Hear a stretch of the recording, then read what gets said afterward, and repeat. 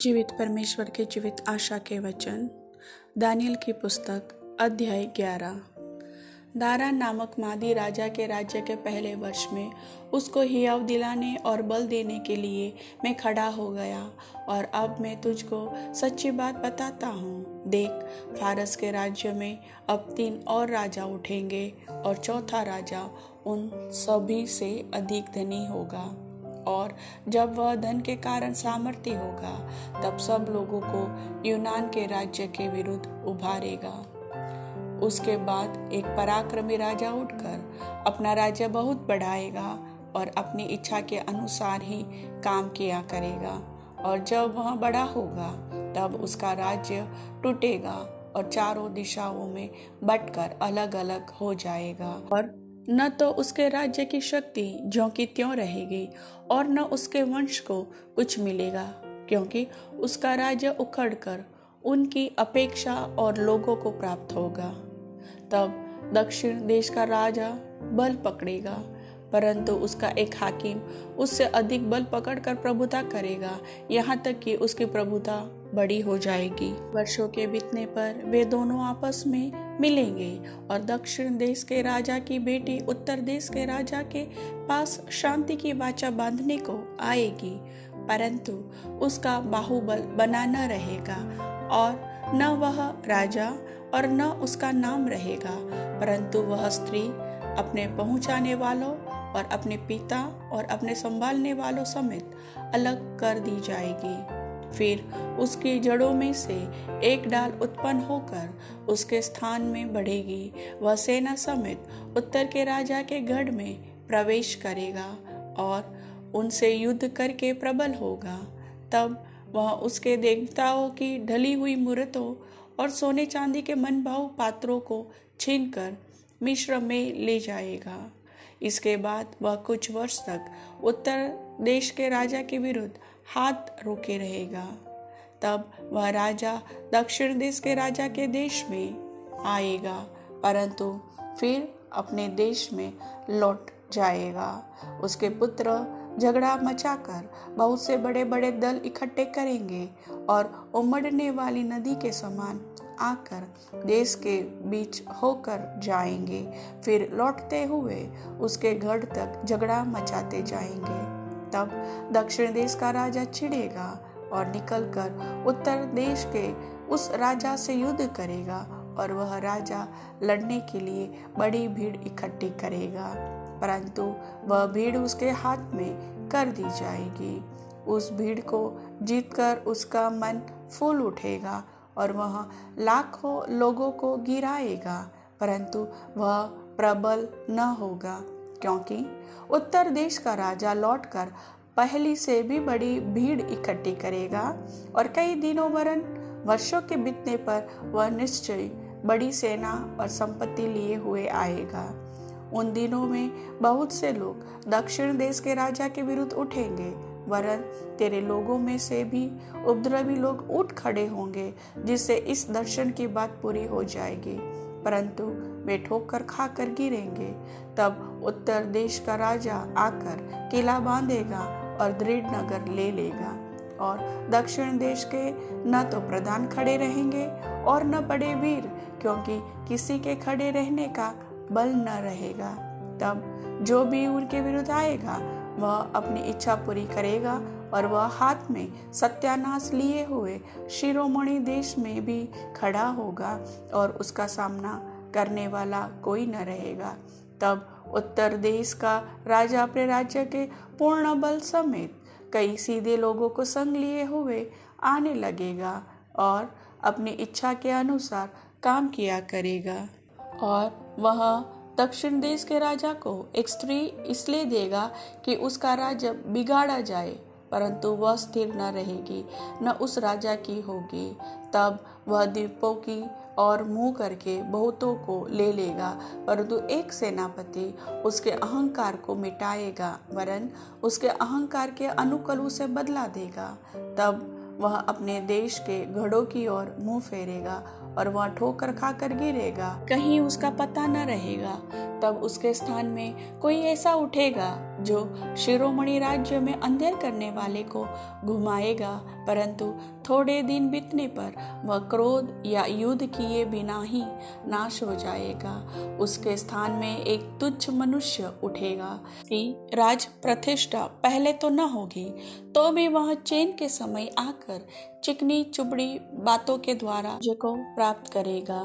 तब उसकी भुजा रूपी बाढ़ से लोग, वरन वाचा का प्रधान भी उसके सामने से बहकर नाश होंगे, क्योंकि वह उसके संग वाचा बांधने पर भी छल करेगा और थोड़े ही लोगों को संग लिए हुए चढ़कर प्रबल होगा। चैन के समय वह प्रांत के उत्तम से उत्तम स्थानों पर चढ़ाई करेगा और जो काम न उसके पूर्वज और न उसके पूर्वजों के पूर्वज करते थे उसे वह करेगा और लूटी हुई धन संपत्ति उनमें बहुत बांटा करेगा। वह कुछ काल तक दृढ़ नगरों के लेने की कल्पना करता रहेगा। तब वह दक्षिण देश के राजा के विरुद्ध बड़ी सेना लिए हुए अपने बल और हियाव को बढ़ाएगा और दक्षिण देश का राजा अत्यंत बड़ी सामर्थ्य सेना लिए हुए युद्ध तो करेगा, परंतु ठहर न सकेगा, क्योंकि लोग उसके विरुद्ध कल्पना करेंगे। उसके भोजन के खाने वाले भी उसको हरवाएंगे और यद्यपि उसकी सेना बाढ़ के समान चढ़ेगी तो भी उसके बहुत से लोग मर मिटेंगे। तब उन दोनों राजाओं के मन बुराई करने में लगेंगे, यहाँ तक कि वे एक ही मेज पर बैठे हुए आपस में झूठ बोलेंगे, परंतु इसे कुछ बनना पड़ेगा, क्योंकि इन बातों का अंत नियत ही समय में होने वाला है। तब उत्तर देश का राजा बड़ी लूट लिए हुए अपने देश को लौटेगा और उसका मन पवित्र वाचा के विरुद्ध उभरेगा और वह अपनी इच्छा पूरी करके अपने देश को लौट जाएगा।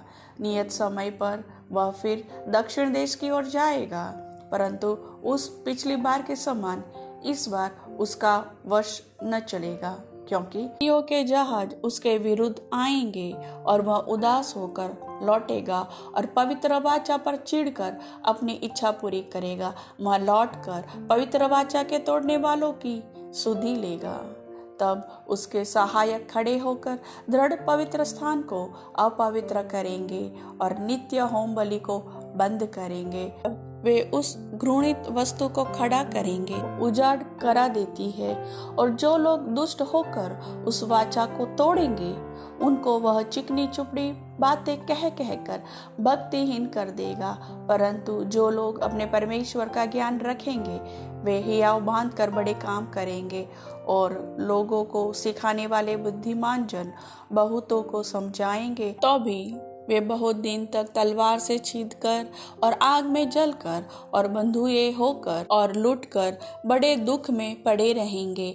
जब वे दुख में पड़ेंगे तब थोड़ा बहुत संभलेंगे, परंतु बहुत से लोग चिकनी चुपड़ी बातें कह कहकर उनसे मिल जाएंगे और बुद्धिमानों में से कितने गिरेंगे और इसलिए गिरने पाएंगे कि जांचे जाए और निर्मल और उजले किए जाए। यह दशा अंत के समय तक बनी रहेगी, क्योंकि इन सब बातों का अंत नियत समय में होने वाला है।